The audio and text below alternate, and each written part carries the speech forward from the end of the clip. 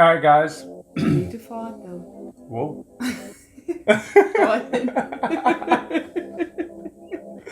We're rolling, buzz. I'm gonna take that part out. Yeah. Why? Leave it in there. No, You fart. I don't fart. I'm perfect. Okay. Damn. Wait. Welcome back to our behind-the-scenes footage of our podcast. Now I'm set saying it like you. What? Podcast. Oh my word! I'm done. Our podcast, Going the Distance with NikoRox. We welcome you back. We are, if you can't tell, the ambiance is a little different. The lighting is different. We're trying this tonight at night. It's like an after dark session. After dark side. We're not getting nasty though. Not yet. Not X-rated. But we just wanted to check the ambiance. And also because there's so much background noise during the day, since everybody's home. There's the cousins, aunties outside, dogs barking, sirens. So hopefully by filming at night, there's a clear difference in the sound. Nonetheless, we welcome you, and we are about to jump right back into it. So this is episode 4, and we hope you guys enjoy it. Hello everybody, welcome to Going the Distance with NikoRox. I'm your host Roxanne, aka Roxizzle, and I'm joined by my husband and co-host Nikolai. What's up? What's up? We's back! Oh, excitement.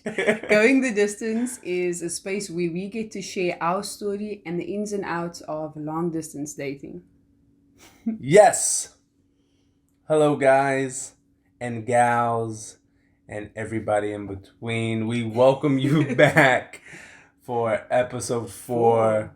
We're so excited to have you back, and we're so excited to continue to share our story with you. We left off last time with me planning to propose on my trip to Cape Town, on my trip back to Cape Town. So we're just going to jump right back into that.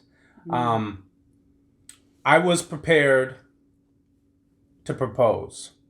I had a ring after maybe 3 different trips to the store, being the indecisive person that I am. And I finally came to one that I felt justified the quality of woman that I thought my future wife was. So I got the ring, and I packed my bag, and I was on my way to Cape Town. And this trip was amazing. Actually, when I think about it, I was only there 3 weeks. A much shorter period than your other one. Yeah. Typically, I mean, was fortunate because the last time I was there, it was 2 months, and with my freedom in work schedule, it has allowed me to take longer than a long weekend or a week or two. So I think I was there 3.5 weeks. No, 3 weeks. Yeah. And a lot happened on this trip. We had the engagement. I came there in February because Roxy's daughter, Yaz, her birthday was in February. So I wanted to surprise her. She didn't know I was coming. Yeah. I wanted to surprise her for her birthday. We had Valentine's Day. And then we had, the engagement or the trip to George, where Roxy's mother lived. And it was going to be my first opportunity to meet my family. Yeah, meet her mom and, her stepdad and her mom's side of the family. Yeah. And so when I land, I had this thing planned out. One of Roxy's good friends picked me up at the airport. Yeah, because I think you were working. Yeah, but I may have just arrived that night, like after you, back to Cape Town, something like that. Yes, correct. And I'm going blank on Lysander. Her name. Yeah. I could have told you. Yeah. Lysander picked me up from the airport. She took me to the Airbnb that you had, set up for me. And I didn't have everything planned about the engagement. I knew what I wanted to do. Prior to coming, I had been in the loops with your mom. I had asked for your hand in marriage. And I knew I was going to do something, but it wasn't set in stone. It wasn't set in stone, and it wasn't organized. So when I got to Cape Town, I was, brainstorming ideas with Lysander. I showed her the ring. She approved. Wow. So I was like, okay, the friend approves. I did good. And so I just decided, started to think about, what I was going to do. I came to the conclusion that I wanted to do it on our trip. Trip to George. Oh, wow. Or at George. I was going to do it with all the family there. And, I was gonna make it special, but I wanted to do it with, your mom around and all your family. So prior to that, we really got to enjoy our time together. We celebrated Yaz's birthday. Yes. Oh, do you remember what we did? I don't remember what we did, to be honest. But we did something special. Yeah, and I surprised her. That was nice to see, her reaction and the excitement on her face to see me. That, warmed my heart and made me feel good. And we spent a lot of time together. And we went up to George pretty soon. Did we not? I don't. Well, it happened in that trip. I don't know. Was Valentine's? Did we do Valentine's Day after going to George? After going to George? Mm-mm. We went to George. George was like one of the first trips. Yeah, I feel. Okay. And then when we came back, we did a whole Valentine's Day trip out of town to Paul. For those of you who know what Paul is, for those of you who don't, it's a wine town, wine country. Yes. Just outside of Cape Town. And I wish I had the details of exactly what happened. But right before we went to George, we had an argument about something. And it was not something petty, but it was something kind of big. Not a make or break, but for me it was like, hold up, wait a minute. Something ain't right? Yeah, something ain't right. No, I know what it was. It was a pump your brakes moment, but I don't remember the details of it. I wish I know. I knew what it was. No, I remember. I remember what it was. It was me messaging or trying to connect with, what is his name? Oh my gosh. Some guy that you knew that was in town from the States that was part of like a friend circle that I knew, but I was inviting him to like go with to other events, like to the park concerts and whatever else was happening during the summer.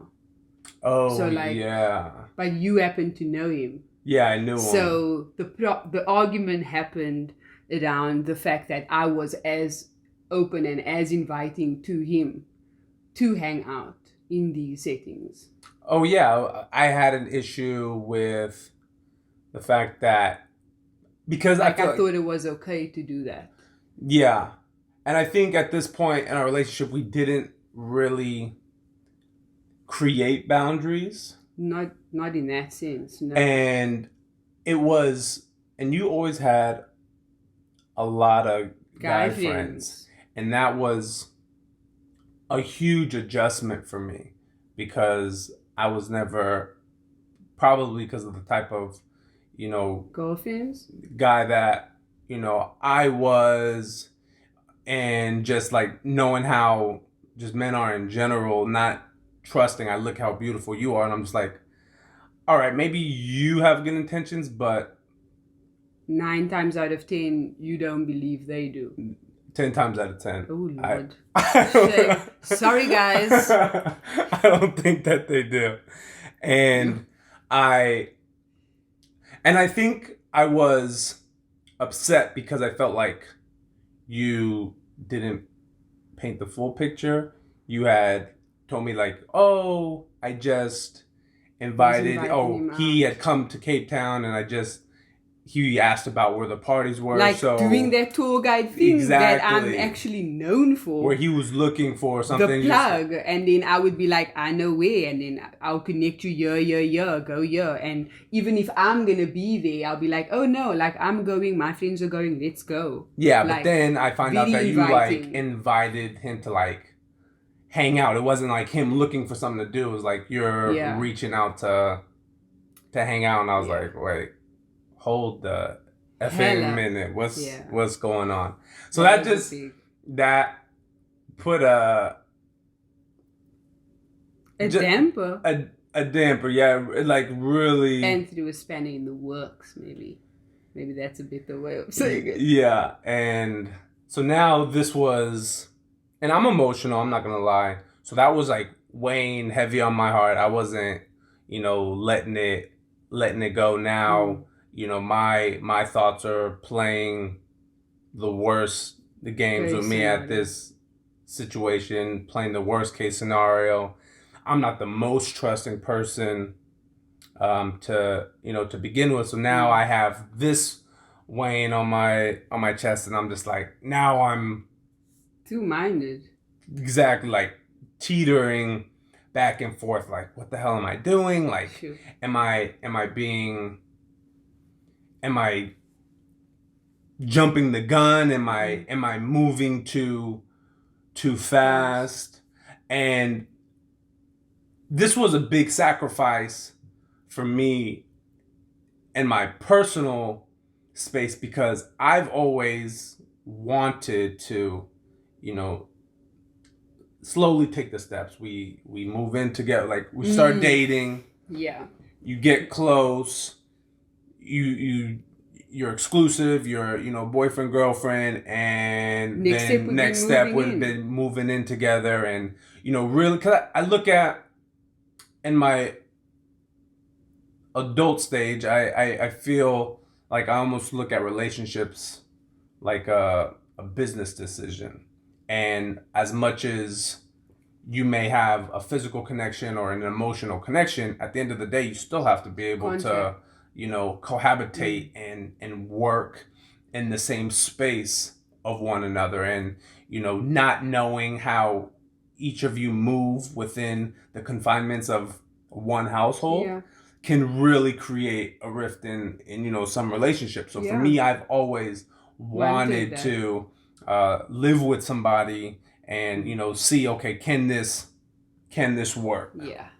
And for me, it was different. And for you it was different. But for me, I also understood. So this was my, not compromise, but in my mind, my sacrifice of being understanding to the fact, like, I'm going to have to make peace with doing things a little bit different because it's unrealistic for this woman to pick up. Nonetheless, she has a little girl, so pick up and uproot her whole life with somebody that they're just boyfriend and girlfriend. Like, she needs a little more reassurance that this is legit and this is something that I'm taking seriously. So I understood that, but we're still at the stage now where I'm just like, now my mind's playing games with me. I'm like, do I? Not that I don't want to, but am I just moving too quickly? Yeah. And we took this road trip up to George, where her mother lived. And when we got there, we got settled. We checked into like an Airbnb. And we went and met the family. Which was like what for you? It was extremely welcoming. Again, I think that's what made it super easy for us because it just feels like home. Yeah. It's so organic. It's extremely comfortable. It's familiar because that's how I am with my family. That's how my family is with others. Just embracing each other. So everybody, the cousins, uncle, your my mom, grandmother's there. your mom embraced me with a big hug. I remember even before meeting your mom, when we were speaking over the phone and developing a relationship over the phone, I was trying to be respectful, and I was calling her by her surname, and she was like, do not call me that. You can call me either Ingrid, you can call me mom. And That's so from sweet. even before getting engaged, I always called your mom and she just took me in. We hugged, we connected, and that was an awesome experience. And then we threw. Did we maybe have Yasmin's birthday there with the family? We could have done something up there. I feel like we maybe did that. Well, we didn't at the Airbnb that we stayed at. We didn't. We had a party, but it wasn't directly. No, that wasn't directly for Yasmin. But I feel like we celebrated something for her in George with the family. Okay. So we was it? Oh, we went bowling. Yeah. Yeah. And the arcade and we went to the arcade. We took her bowling, but we got situated. We had a great time in George. We threw a party at our Airbnb. It was a really nice lot. We had a pool. Was it a community pool? Or was it our own pool? We never. Not at this one. Yeah, babe. No, at the second place we stayed at, we had a pool. At the first one, we had a gaming, like an entertainment area. So we had darts, we had a pool table, a tennis. What do you call it? Table tennis. You're getting that confused. That was the second time. That was yes. That was the second time we came. This one, because that was when your dad came. We had there was a That's pool. where we were at the second Airbnb. You getting confused? Okay. I'm not. Anyways, that is besides the point. So did we stay at two Airbnbs that? No. Okay, so it was. Then I know, because my hair was short. That's how I know from the pictures. It was and I tried to get the Super Bowl. And that was not. And it didn't. No. So, you hear us riffing. Now trying to get it together, but memories are too many memories and timelines. So yeah, this place had a pool, and we threw a party. Your cousins came. I'll show you the pictures afterwards. Ooh, yeti. I'm telling you, it's the wrong place that you're thinking of. That was the second time you came. I have all the pictures. Because the second place we came where we barbecued, my hair was long, and then that's what. Trust me, babe. Just trust me on this one. Ooh, yeti. Trust me on this one. Okay, say myself. Okay. And yes, we threw a party.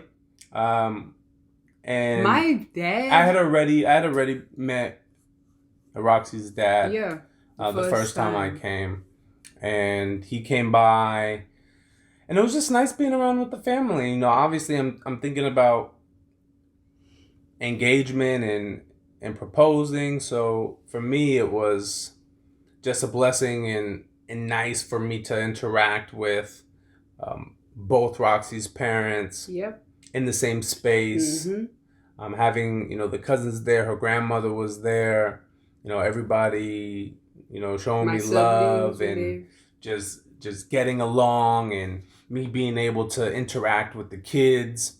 Without Roxc being there and playing games with them, and trying to develop a bond with Yaz. It just was a great experience. And then I think one of the nights we stayed at your mom had asked me. I think we went back to her house, and she asked me if, because we had been in the loops of, you know, doing the engagement, and she asked me, she said, did you bring the ring? Do you have the ring? Ooh. And and I said, yes, I brought it, but I changed my mind and I hate it. But I don't think it's the right time. As much as I want to, I think we need some more time to grow and to get to know each other deeper. And she actually was relieved. That's my mother. As much as she gave me her blessing and she was okay with it, in support of it, when I came to that conclusion, she was like, you know, you're a good guy, and I think you're actually making, you know, the right decision. Someone who is extremely, you know, faithful and, you know, God driven. She was like, there's no reason to rush the process, and, you know, take the time. When the time is right, you'll know. So yeah, that's my mama. It didn't happen. I pumped the brakes. Boo-hoo. I pocketed. I didn't know though. You never know until like later down the line. And I actually, in my mind, it was like a little bonding moment or a little secret. I don't know if it was like now when I think about it, it probably wasn't the smartest thing to do with a 7-year-old at the time, because they don't keep secrets very well. But I actually showed. That's what you did that time. I showed Yasmin. Yeah, the ring. Yasmin was in the loop, and she would kind of tease me. She would be like, Niko and I have a secret. Never mind. I'm going to tell you. Or I want to tell you something. I know you're going to be happy, but I can't tell you. She would do that often, and I'd be like, what are you talking about? Like, you actually freaking me out now. What is going on? But she never broke. So she did good. She did. Yeah, and so that was our little secret. And you had shown her the ring on that trip. Yeah. So, yeah, this is how she was teasing me once you had left. Yeah, after I left. But I showed her after I left. So, like, not after I left, but like maybe the night before leaving or... I thought over like a video call. No. Like maybe the night before. What did she say when she saw it? She loved it. She was like, oh, that's so nice. And she asked me why. She was like, just do it. She's like, why? Oh my gosh. She's like, why are you going to wait? And I was just like, because I want it to be grand. I want it to be special. It's like, it was a little rushed, but I want you to know that, you know, I love your mother and that I'm serious about her, but just right now is not the time. So this is going to be our little secret. Did she agree? Yeah. I was like, you got to promise me. She was like, okay. But then every time I would talk to her over Skype or something, she'd be like, I think she told Jessica. Oh my gosh. She had to tell somebody. She told her cousin Jessica. My goddaughter, her cousin, yeah. So that was funny. And then we get back to having a great time with the family. I'm hooked. I'm like, yes, these can be my in-laws. Like, I'm for this. I choose you. Yeah. And that was more validation for me as far as what I would want in, you know, my in-laws, or just the relationship or the experience that I had of, you know, a big family. And the relationship and sense of the community and how we interact with each other too. Yeah, you know? For sure. And for me, I've always, like, the hopeless romantic in me, I liked the idea of having really good relationships with the in-laws. Like, I always envision, like, I want to be able to call my mother-in-law mom. Like, I want to feel that closeness where it's like, you know, some relationships aren't so lucky where they're, extremely stuffy, or like you got to call me by, my Mrs. surname or so-and-so, Mrs. or Yeah. Mr. They are quite uptight about it. Yeah. So the fact that, Oh, yeah, I don't want it that. was welcomed of call me mom, and I just was like, man, yeah, this is going to be awesome. Like, we're going to be able to really build a great relationship. So I left extremely optimistic, but now in my mind, it was just a matter of like, okay, now we just need to really develop this bond. Like, we need to start moving in the direction of, setting boundaries, talking, about like what our expectations are from which from weren't always a distance. conversation. It wasn't always a conversation, but as we would get to, as I said previously, like a road bump or something that we maybe disagreed on, then we would be forced to deal with it and get like figure out that way forward. Yeah, exactly. Yeah. And so after we left George, we went back to Cape Town. Oh, I forgot about Muscle Bay. That wasn't the first trip. So was it? Yeah. So we actually we did a lot. Again, guys, It was this a jam-packed trip. It was jam-packed. 3 weeks. 3 weeks, and we the did something absolute so most. much. And so before that, just to kind of add another event, we went to a city called Muscle Bay. Am I saying that right? Well, it's a town, Muscle Bay. Muscle Bay. And usually, well, I don't want to say usually, but my dad stayed in Muscle Bay. Now he lives in Cape Town, but my stepmom's still there. My siblings are still there. So yeah, and your stepmom worked for a hotel. So she put us up in a hotel for like literally one night. Yeah, one just night. So we could do that drive 2 by rooms on the way to. Yeah, 2 rooms adjoined. Yasmin felt so big because she had her own room. It was right on the ocean. Right on a beautiful pic. Right next to the caves. Yeah. So there was a lot of sightseeing we got to do as well. We had a really nice seafood dinner. The seafood in Cape Town, by the way, is absolutely amazing. Or just South Africa in general. It's really, really good. And so this trip was really, we kind of do that every time we're with each other, just to try to, I guess, it's almost like making up for lost time. And when you're seeing each other every 5, 6, 7 months, what are you gonna do besides make every moment count, like as far as possible? You pretty much need a vacation after that little vacation because we did so much. Yeah. So this was jam packed, and when we got back to Cape Town, we did a trip just the 2 of us. We did a trip just the 2 of us. We went to Paul, but before that, we went to a nice. That's when you took me for a spa treatment. Oh, that was went to the spa. That was my favorite spa, the Crystal Towers. That was amazing. So like a couple spa day. We did a couple spa day.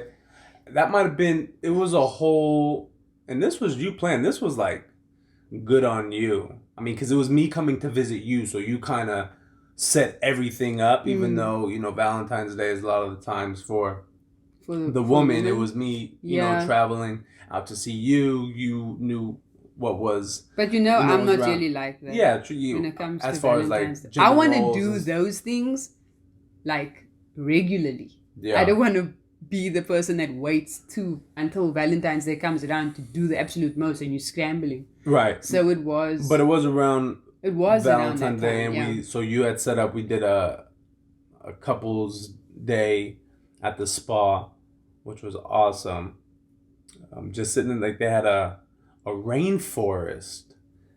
The sound, everything was green. It was the backdrop. I think it's called a virtual forest. Yeah, virtual forest. Because it looks like you're in the forest, and then there's these like showers, like mist that comes, and you're sitting on like a log, tree trunks, and there's mist that comes sauna, cocktails, salt, facials, maybe. Man, we did the most. like really living it up. And then we went to Paul. we went to Paul.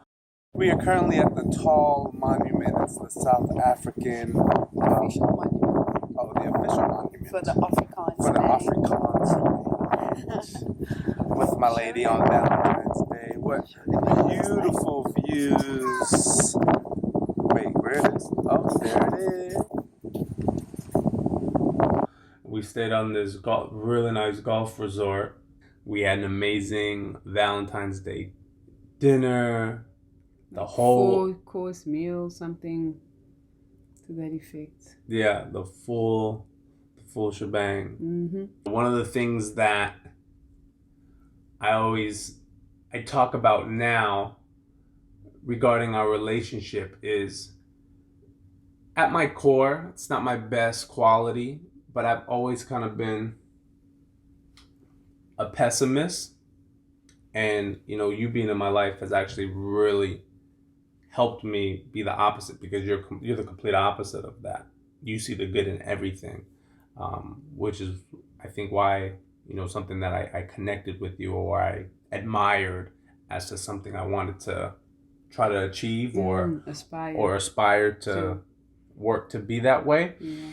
But at my core, just the way, I was raised a little similar to my dad, just kind of a pessimist. So as much as I'm wanting certain things to happen, or I want my life to move in a certain direction, I see this woman that I'm, really invested in, and I want things to work.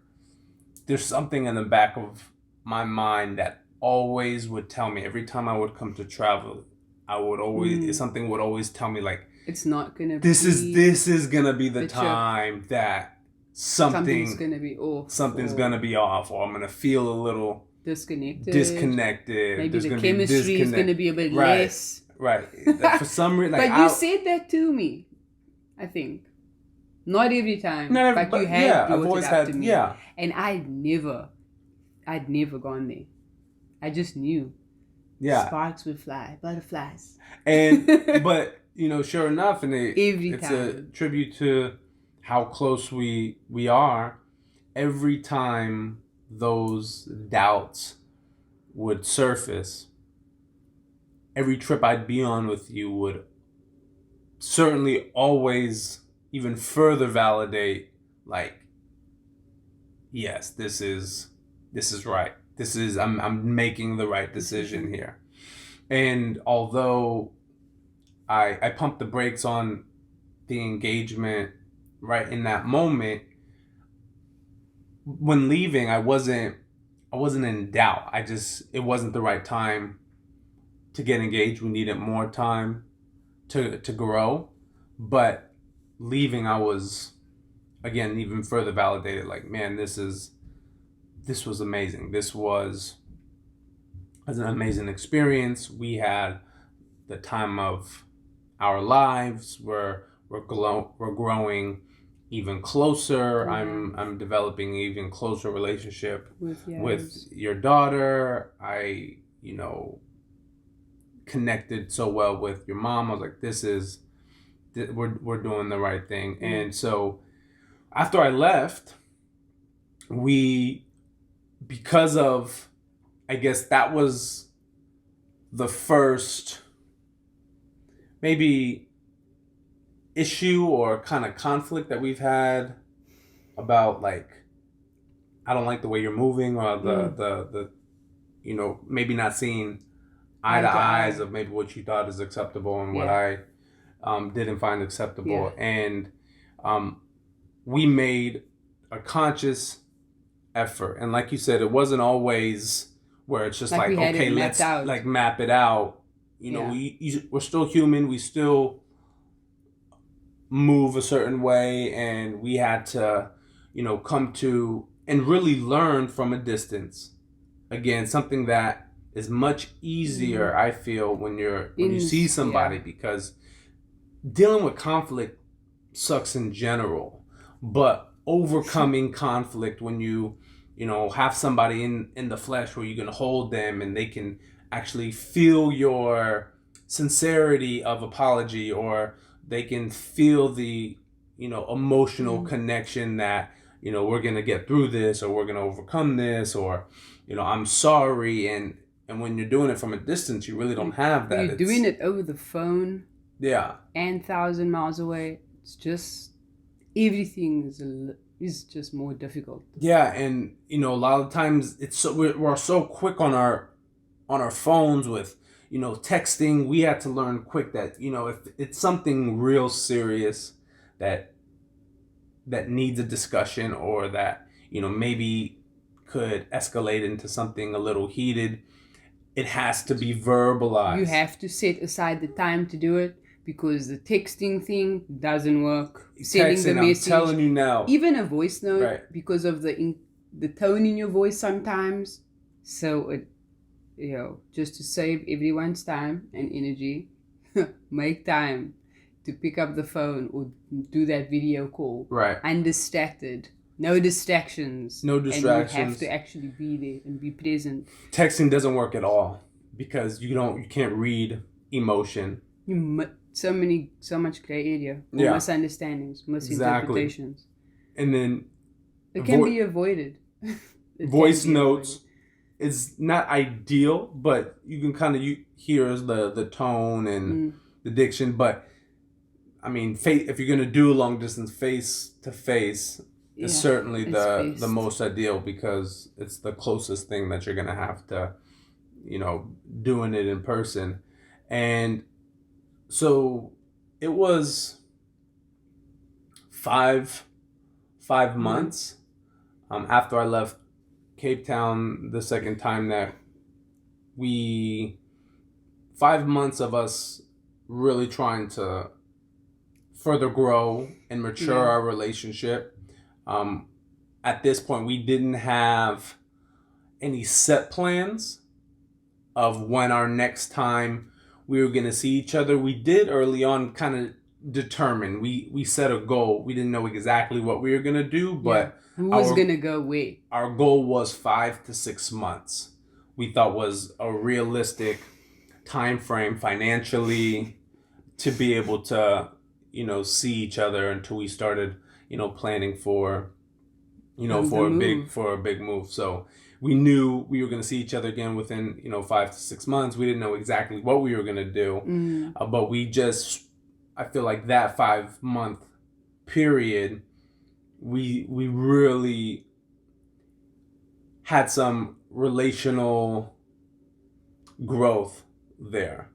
Probably the most. I think, and I could think of some of our, conflicts to share with you guys was,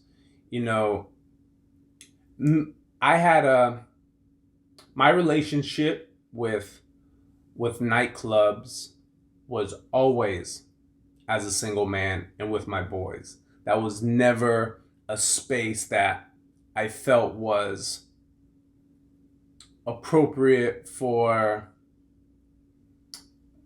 boyfriend and girlfriend. Just for me personally. I mean, that was a place where I was, chasing tail, looking to talk to women, or being with different boys, bonding, looking to, talk to women. Why couldn't you go with your partner?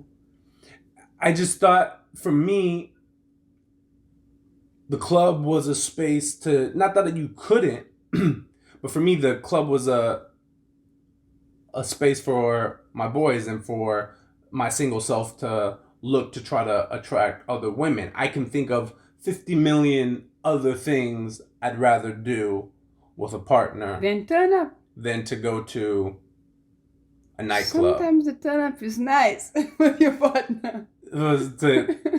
And so for me, and your relationship with nightclubs was very different. Like I go out to dance. Exactly. I'm a dancer. You're a dancer. And so for me, I had again, just from my own perspective, I had an issue with the amount that you would go out. Mm-hmm. And to me, it's like, what do you, like, clearly this is getting serious. Like, what the hell are you doing, going out to the clubs all the time with your like your girlfriend, and it wasn't even a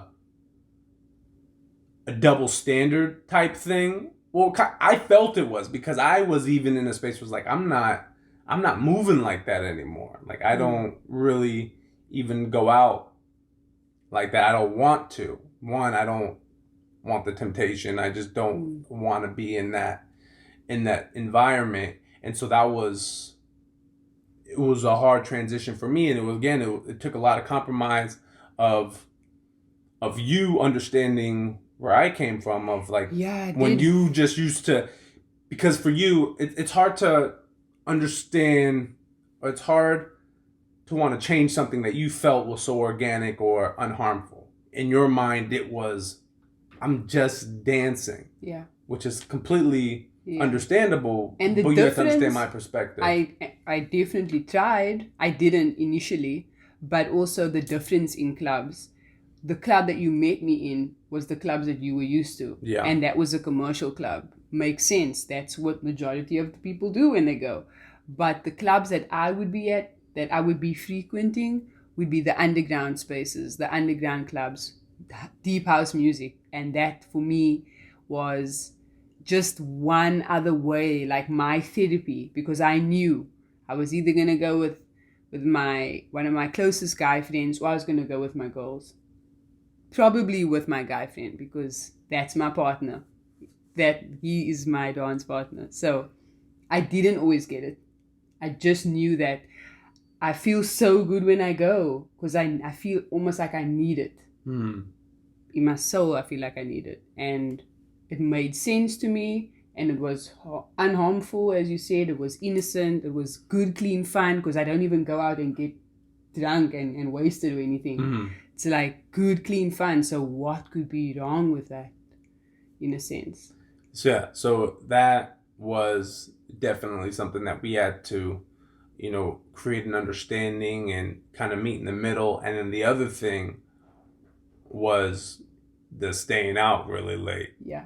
I know that was probably, those two things are probably like were the biggest conflicts that we would have. And I felt, and the reason I felt, because like last episode you had talked about me being with my guy friends going, and feeling AOL. Nervous or just concerned with me not being out all night or hanging out with my buddies. And for me, the way I justified it was like, this is not an occurrence thing. Like, this is a special often. It's a special event. occasion. I'm with my buddies. True. And I knew how upset you were of me being out. One, not being able to get a hold of me, and then two, me being out so late. And the space that you operated in Cape Town, with the lifestyle that you had, with the circles, it was definitely more frequent. Definitely more. And I had a huge I'm the party queen. I was the party queen. And I used to be so upset because again, from my own, I have a lot of experience, and anything after 12 o'clock doesn't, like, that's when the freaks come out. Like, that's when the trouble happens. Like, nothing good happens after midnight. You always say that. And always say that. Like, knowing that, and I'm doing the math, y'all. Like, I know we're 9 hours different. I know, okay, clubs close. I did the same thing. Out at, we don't 4 our o'clock. Clubs close early in Cape Town. They don't really. There may be 1 or 2 that'll stay open till 4. But there's just this, you want such a high once you're done. Everybody's gonna go want to get food after the club. You're gonna congregate. You're gonna just enjoyment. It was pure enjoyment. And aside from that, you also had an issue with the amount of time that the frequency or at least the amount of time that I would go out for, because of Yasmin. That was. But I would do this when she was with her dad. Like when it was his weekend, then it was my weekend. For me, if you guys get what I'm saying. The single parents out there, if you holler, if you hear me. That was just like, woo, okay. Mama's going to go dance. Yeah, and that was an issue. That was definitely, which stems from I had an issue growing up as a kid with feeling like my mom partied too much. My parents met in clubs. So did we. Yeah.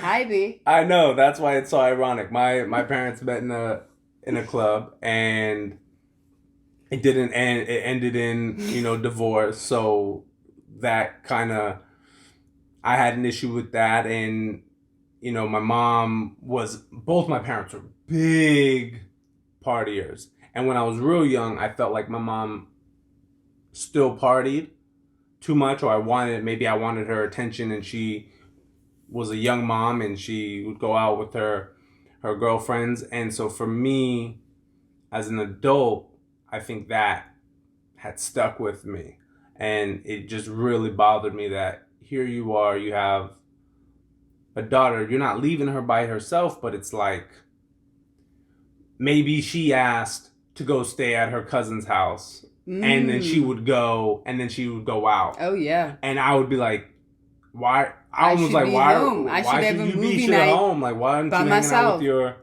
your daughter? Like, yeah. Like, I almost feel like you don't use that as an excuse for her to go to her friend's house, like, spend some quality time. Like, never her friend's house, always family. Yeah, family house. But, like, for me, I'm like, it was like an out. She loves being home so much. Yasmin is just like that. She's always been. So when she asks me if she can go to one cousin or the other cousin, and my family's cool with it, I'm sending her for sure. Let's split the difference, guys. So I would let her go, and then if something was happening, then I would be going out. But I wouldn't ever go looking for a party, It just would happen to fall on the same night, and then I would be like, yeah, going out for a little bitty. Yeah. And the double standard thing was the issue for me, because I knew how she reacted towards me on the small occasions, like big events, like catching up with the alumni buddies, and I knew how it would irritate her. But then the fact that you would turn around and go out with your girlfriend, and you would be out till like 4 or 5 o'clock in the morning. Late, babes. I just didn't think it was the same, because even though my occasions were so frequent and I would stay out late, as you say, I felt like my responsibility, my number one responsibility, was to always make sure that you knew where I was going, who I was with. If I left that location and I went somewhere else, you just knew more than anyone in Cape Town even knew where I was. And I just felt like when you had the luxury of being with your friends, however often you got to do that, I felt like it was an out of sight, out of mind situation where you get lost in the moment because you don't see them often, and then phones die, communication lines get broken completely, and then I must just hear from you the next morning, or whenever you wake up, or whenever you get home, or whenever you're not hungover, because you would almost like starve yourself, not see your friends, not go out on the weekend with one of them or two of them, and then when you are with them, it's like 0 to 100 real quick. And I knew you were going to be drinking till like probably puking, or at least a hangover from hell. Whereas with me, I would even be making sure that I would call you on the way home, like you could see my face, like there was that communication, which I allowed myself to justify. Yeah. Why what I was doing was more okay. You went ghost a couple times, but for the most part, you definitely communicated well. I just had an issue with, like, there's no reason for, like, you're going out, have a good time. There's no reason for it to be to that length. Or I would go out from 11 till 4. And then you would go out, which essentially is 4 hours, 5 hours, if my math is working correctly. But if you went out with your friends, then it would be flipping 3 o'clock in the afternoon till the morning the next day. And that long, and I just knew. Yeah. If Niko's out with the boys, that's it. I'll hear from So- Tomato. Long story short, there was a lot of work and A lot.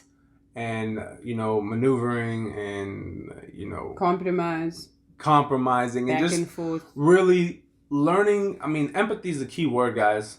Really trying to understand somebody else's perspective, and if it goes against what you believe or what you had done in the past, really trying to find some understanding and where they're coming from. And it's difficult because you always want to revert back to what's comfortable for you. And, you have to put a lot of trust.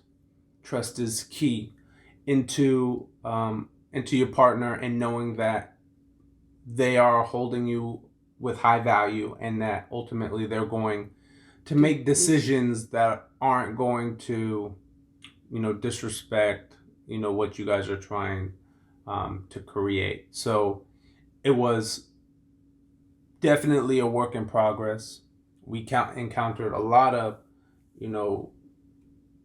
turbulence during that process, and even now we're constantly growing. But that 5-month period was definitely a Growing pains. definitely growing pains moment of really trying to fine tune and kind of develop that framework of how we expect each other to cooperate within the relationship, or how we expect each other, or how we view respect within the relationship. So guys, that is going to wrap up this episode 4 of Going the Distance with NikoRox. Next week we will. I'm saying next week. Yeah. Next week. Yeah. Yeah, we will talk about our trip to Spain, and the next time, and all the special events that went on in that next trip. Thank you all for tuning in. We hope you enjoyed this episode of Going the Distance with NikoRox. If you connected with the story in any way, go ahead and share, download, add it to your playlist. All that fun stuff. Also, very important, we love interacting with our listeners. So if you have any questions or feedback, please direct them to nikolai.roxanne@gmail.com. For those of you who don't know, for our listeners, that is, I don't think we mentioned it previously, but we record each of our episodes of Going the Distance on video as well. So for each of these episodes, there will always be a behind the scenes video that is available on our YouTube channel. And that is called On the Go with NikoRox. So you guys should check that out too. It's quite cool to see the visual behind the audio. Yes, that's a good plug, babe. That's a good job. Plug ourselves. That's right. Again, that's nikolai.roxanne@gmail.com for any questions or feedback, and you can also find us at NikoRox. I'm Nikolai. This is my beautiful wife, Roxanne, aka Rock Sizzle.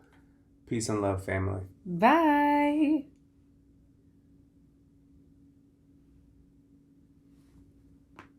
Wow, that was good.